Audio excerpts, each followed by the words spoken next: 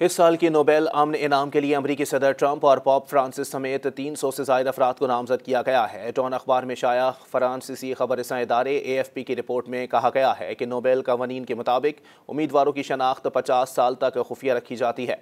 रवा साल इन दो बड़े नामों के साथ साथ नेटो के साबिक सरबराह जेंस स्टोल्टनबर्ग का नाम भी लिया जा रहा है। नॉर्वे के नोबेल इंस्टीट्यूट ने एक बयान में कहा है कि मजमूई तौर पर 338 नामजदगियों में 244 अफराद और 94 तंजीमें शामिल हैं। इनामी कमेटी नामजद अफराद के बारे में हमेशा खामोश रहती है, लेकिन नामजद करने वाले अफराद इस शख्स या तंजीम का नाम जाहिर करने के लिए आज़ाद हैं जिसकी उन्होंने तजवीज़ पेश की है। पीर की रोज़ अमरीकी कांग्रेस के रुकन डैरल ईसा ने एक्स पर एक पोस्ट में ऐलान किया कि वो भी इस बावकार इनाम के लिए ट्रंप को नामजद करेंगे। बारज़ा अमरीकी मीडिया ने डैरल ईसा के दफ्तर का हवाला देते हुए कहा कि ये नामजदगी मशरिक़ वस्ता में ट्रंप की कोशिशों से मुतासिर है।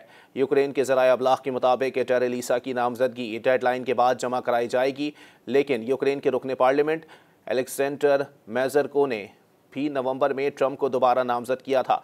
तहम उस वक्त के नौमुंतखब सदर की तवज्जो अपनी जानिब मबजूल कराई जा सके।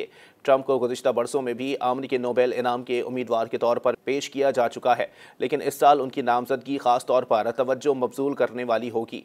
अमरीकी सदर ने यूक्रेन में जंग के बारे में मॉस्को के साथ बातचीत का आगाज़ करके तनाज़ात को जन्म दिया और अमरीकी खारजा पॉलिसी में तब्दीलियों के साथ यूरोपीय इत्तेहादियों को परेशान किया है। जनवरी में हज़ारों अफराद ने बरतानिया में एक पिटिशन पर दस्तखत किए थे जिसमें फ्रांसीसी खातून गैस्ले प्लेकोट को अमन का नोबेल इनाम देने का मुतालबा किया गया था। उसके शौहर को अजनबी अफराद से अपनी अहलिया का रेप करवाने के जुर्म में सजा दी गई थी। मज़ीद न्यूज़ अपडेट्स और डिजिटल स्टोरीज के लिए सब्सक्राइब करें डॉन न्यूज़ पाकिस्तान।